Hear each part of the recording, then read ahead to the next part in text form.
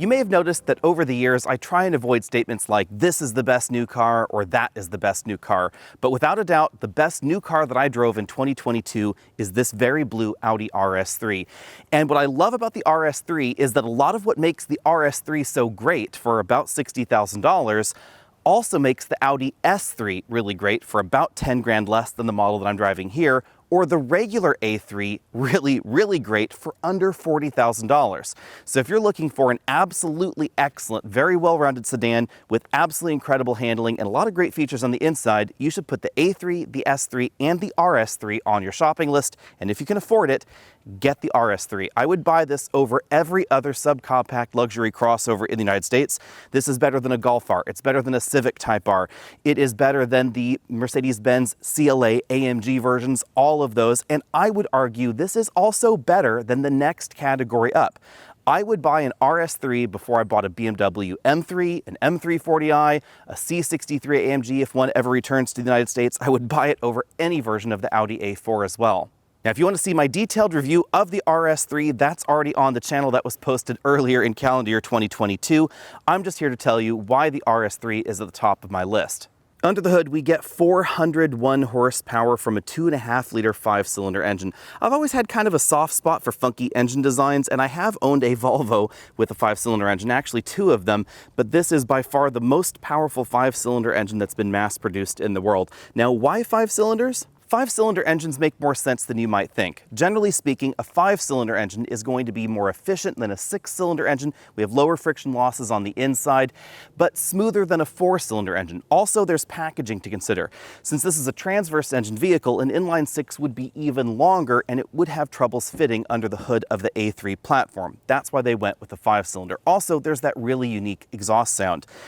Also, another reason is that the Germans have long ago decided that half a liter per cylinder really is the optimum displacement for a cylinder in terms of power, efficiency, everything that goes into the design, and some parts commonality as well. So by making this a half liter per cylinder, it's possible that some design components and perhaps manufacturing synergies are achieved with the 4-cylinder 2-liter engine lineup.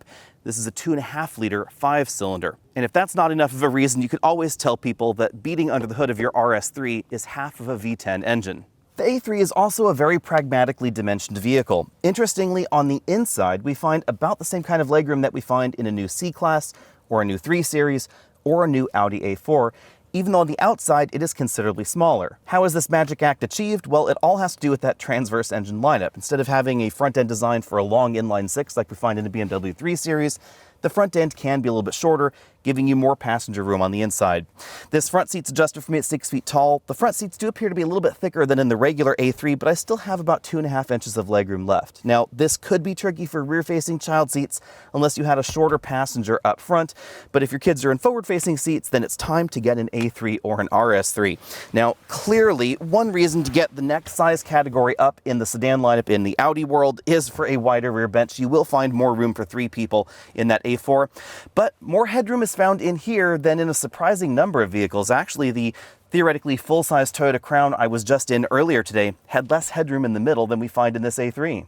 There's also a pretty generous trunk, nearly 11 cubic feet back here. And on the inside, we have an attractive and very angular interior. Lots of high-quality touch components here. My only complaint inside is the infotainment system, which at this point is starting to feel just a little bit behind the times compared to the Mercedes infotainment system. I do think the latest Mercedes system is a little bit more feature-rich, also slightly more attractive in the graphics. It's not overly intuitive in the Mercedes, but it does appear to be smoother in terms of functionality. Audi, though, still has a really fantastic LCD instrument cluster, and if you're driving your vehicle hard, this is what you're going to be interacting with.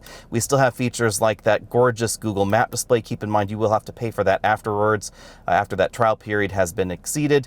We then also have a variety of different looks here, so if I put this in RS mode, we get a unique look. We also get that exhaust sound bumping up. There's the optional heads-up display that this particular model has. Again, not quite as nice as some of the Mercedes heads-up displays, but really well done. Audi's also found a good balance with the steering wheel. This is not a flat bottom design, it is round, and the sport grips are not terribly aggressive, but it has a really good balance of size in terms of the diameter of the wheel and the thickness of the rim. I think everything is just really well balanced here.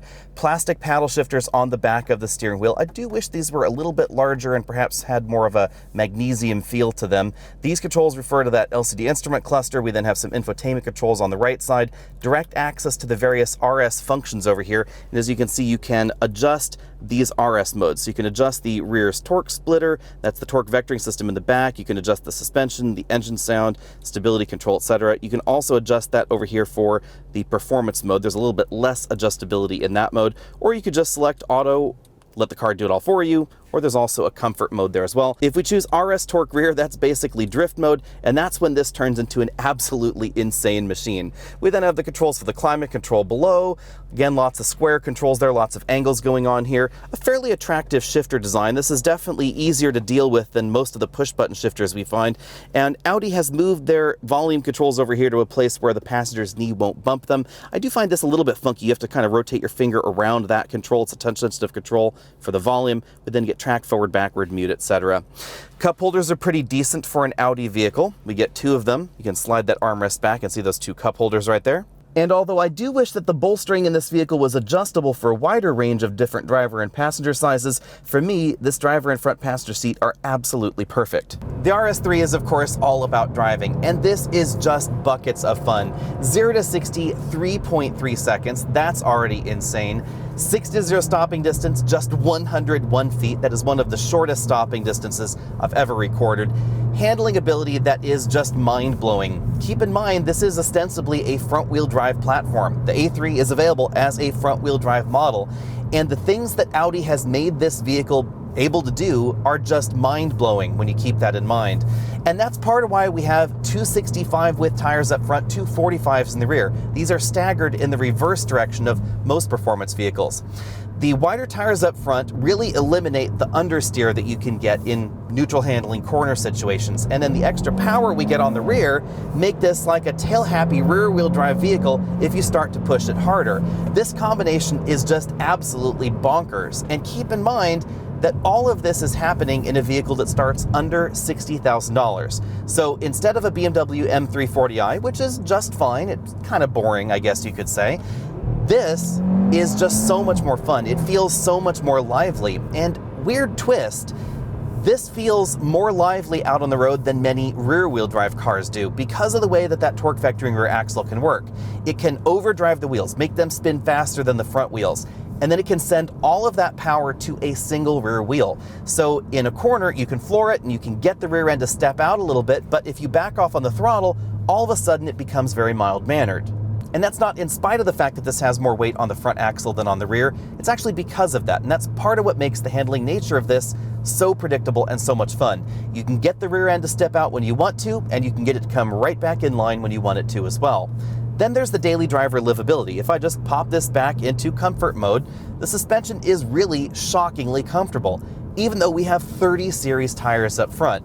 Even out on gravel roads, even out on rough pavement, the composure level we find here is epic. And that's because the curb weight's pretty light. This weighs just over 3,400 pounds, so about 400 to 500 pounds lighter than a compact vehicle in the luxury segment that wouldn't have this level of performance and would actually cost a little bit more. Now, this is about 300, maybe 250 pounds heavier than the Honda Civic Type R. We don't have exact weight specifications at the time that I'm recording this of the current generation Type R, the one that you'll be watching by the time you're watching this video, but this is still really quite light. So about 400 pounds lighter than something like a BMW M340i, significantly lighter than most versions of the M3, and if we ever get a C63 back in the United States, you can bet this is going to be lighter than that as well. Because this vehicle has less mass for the suspension to contend with, it can have softer springs, more comfortable dampers. You can afford to have the kind of suspension travel that you'd expect in a regular luxury car, and then when I put this into the crazy modes, things will firm up and give us that more rigid suspension that you might expect. But it also means that you can engage in individual drive mode like the one that I have programmed, where we get all of the sporty exhaust sounds, the sporty transmission, everything like that, the more aggressive torque vectoring in the rear, combined with the soft suspension tune. And around corners, even on bumpy pavement, it doesn't become upset. It doesn't feel floaty-boaty. It's not riding strangely or wallowing or tipping over. This is one of the most confident driving sedans that I have ever driven. And even though the grip levels might be higher in some of those much more expensive competitors, this is so much more attainable. It is easier to drive the RS3 at 90%, 95%, even 98 or 99% if you really wanted to. honestly, than it is to drive a BMW M3 at 50%. It's just so easy to get this car to do what you want. In many ways, I find the RS3 a more impressive performance vehicle than a C63 or an M3, because the mission of this is different and, honestly, I think a bit more difficult to achieve. Audi didn't just need to make this the ultimate performance version of the A3. They didn't just need to make it beat the CLA and beat the 2 Series and beat the CT4V Blackwing. They needed to make this daily driver livable, and that balance of performance and daily driver livability is really tough to achieve. In a BMW M3, it's not necessary, because the majority of BMW M3 buyers, when we're talking about new car buyers, they're in multi-car households. They're not necessarily driving that every day, and they're certainly not going to take that on really long road trips. They're not going to take that out on bumpy gravel roads when you have to go visit some person that lives out in the country. They're going to take one of the other vehicles. The RS3's demographic is quite different. This is much more likely to be sold to someone that's going to be daily driving the RS3. This is going to be the only car that they own, perhaps. So the mission for this had to be something that could have all this power, have all this performance, but still not rattle your teeth out on a less than perfectly paved road or washboard pavement. It's something that needs to be able to easily handle stop and go traffic, slow and go traffic, those longer highway road trips, etc. And that is exactly what Audi has managed to do with the RS3, and that's what I find so impressive. This will go 0 to 60 in 3.3 seconds, 60 back to 0 in 101 feet. There are other vehicles that will do that. This handles absolutely epically. Other vehicles will do that. But other vehicles will not do that with excellent ride quality and a quiet cabin and fuel economy that's been around 24 to 25 mpg. Fuel economy in this has been epic, and if you want to take that to the next level, you can easily average over 30 miles per gallon in the S3. You will have to give up 100 horsepower, but that's the kind of thing that we find in the A series. And even the regular Audi A3 has a lot of the same suspension components in terms of general design that we find in the RS3. Obviously, that's not all cranked up to the next level, but even in something like the regular A3, if I were to take this narrow mountain road here that's really windy, the small dimensions of the A3, the quick steering, and the light curb weight, all of that combined to make it an absolutely excellent vehicle. Even the 200 horsepower version of the A3 is just a ton of fun to drive out on your favorite winding mountain road. You don't need to spend all the extra money unless you want the extra level of 60 to 0, 0 to 60, etc. to have an absolute blast out on your favorite road. Every version of the A3 can do that. If you've been looking at a 3 Series or a C-Class or an Audi A4 or anything along those lines, and you're thinking to yourself, they're just feeling a little bit too big lately, they're not as sharp as they once were, they're feeling a little bit fat and a little bit too grown up, then you should definitely put an A3 and S3 or an RS3 on your shopping list. When it comes to pricing, Audi absolutely nailed the A3 lineup.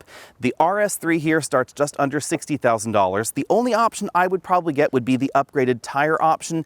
I might splurge for the heads-up display if that's something that you really wanted, but all versions of the RS3 are very well equipped, and all of the rest of the options on the RS3 shopping list mainly have to do with style. So if you like the black optics package, etc., you should know that's not going to make you any faster, but you can add those to the RS3. If you don't want to spend that much, but you still want to approach the level of fun that we find in this model, you could get yourself an S3 that has a lot of the same components. It doesn't quite have everything that we find on this, of course, but it will set you back a lot less, $45,800. The S3 may not have a drift mode, but it will give you 306 horsepower, still a pretty angry bumper in the back with 4 exhaust tips, very similar headlights to the model that we have on this one with all that theater going on, and 32 miles per gallon thanks to the 7-speed dual clutch transmission. If that is still too much, the regular A3 is a hoot and a half to drive in its own right, even though it's just over 200 horsepower.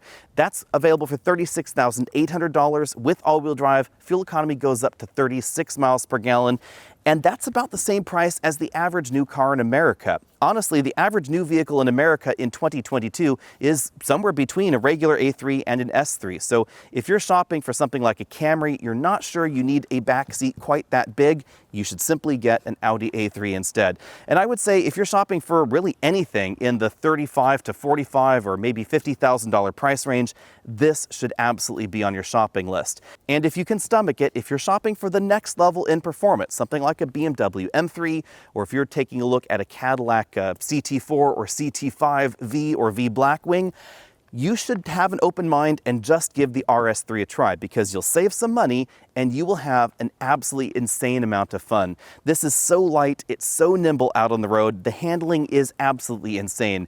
This is one of the few vehicles that I can make myself car sick in while I'm driving, and that is not something that happens very often. It's really a world exclusively reserved to this and the likes of the Audi TT RS, which is sort of this kind of fun in a slightly smaller package. And that's why my bottom line has to be, if you're looking for the best new car in America for 2022 or 2023, the RS3 should absolutely be at the top of your shopping list. This is bonkers fun for a relatively affordable price, and I know affordable is kind of a stretch at $60,000 as equipped, but if you can, I think you probably should. Let me know what you think about that down there in the comment section, and of course stay tuned, because a whole slew of videos is coming up for 2023 as we transition to more EV content on the EV Buyer's Guide channel. The podcast is there on the podcast channel. Find me over at Facebook, Instagram, Twitter, all those other social places, and I'll see everybody later.